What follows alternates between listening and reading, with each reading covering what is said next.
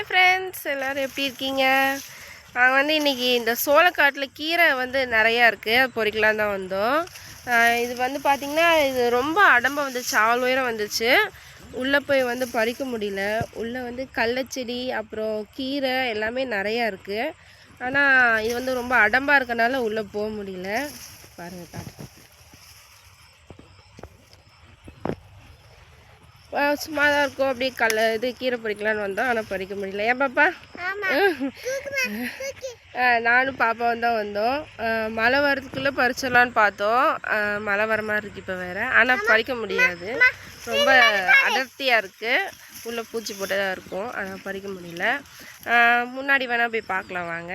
Next video பார்க்கலாம். பாய் பாய் சொல்லு.